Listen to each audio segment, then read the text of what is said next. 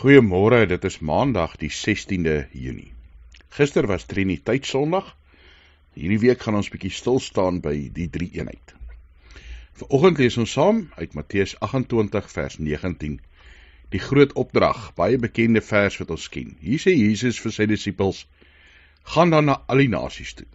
Maak die mense my disippels. Doop hulle in die naam van die Vader en die Seun en die Heilige Gees. God stel homself aan ons bekend as drie persone, maar een God. Drie persone wat is een God, mense liefhet, vir mense omgee, by mense is. Ons verstaan nie altyd die drie eenheid nie. Dis een van daai goed wat bietjie bo ons is en wat nie altyd vir ons sin maak nie. Maar dis iets wat ons kan beleef in ons verhouding met God. En dis waaroor dit gaan in die lewe. Het gaan nie net oor verstaan nie, maar dit gaan in besonder oor verhouding. As ons sommer dink aan ons verhoudings met mense, ons verstaan mekaar nie altyd nie. Mans en vrouens kan 50 jaar getroud wees en nog steeds nie alles van mekaar verstaan nie, maar mekaar nog steeds ongelooflik baie lief hê. En dis so met ons en God.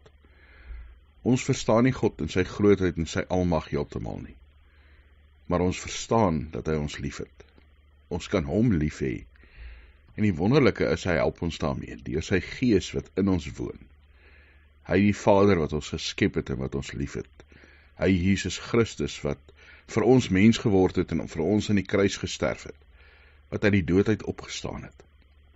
Ja, God die Heilige Gees, wat nou in ons woon, sy woord vir ons oopmaak, ons daagliks lei en bystaan, dat ons ook vir hom kan lewe.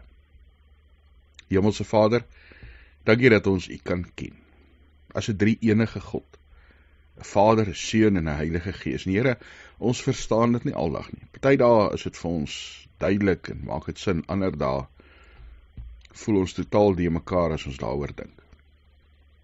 Dankie dat ons U nie hoef te verstaan en alles hoef presies te weet nie, maar dat ons U kan lief hê, omdat U ons liefhet. Here, maak ons gehoorsaam aan U stem. Leer ons om die Gees te ken. Here, om 'n liefde te hê vir die woord. Ja, Here, dat ons ook 'n liefde sal hê vir hulle wat U nie ken. U wat hart het vir alle mense, wat U Seun gestuur het vir almal. Mag ons getuies wees van hierdie grootheid en hierdie goedheid en hierdie genade van U. Dankie dat ons weet, die Gees werk ook in die harte van hulle aan wie ons vertel. In die harte van hulle aan wie ons goed doen en wie ons genade bewys, teenoor wie ons met liefde optree. Ons leef in 'n wêreld wat vol oorlog en misdaad is, wantroue, haat, Here, vol onreg en misdaad. Mag U kerk, Here, ons, U koninkryk sigbaar maak deur anders te leef. Geef ons daartoe die krag, die moed, vandag en môre, in hierdie nuwe week, elke dag, in Jesus Christus se naam. Amen.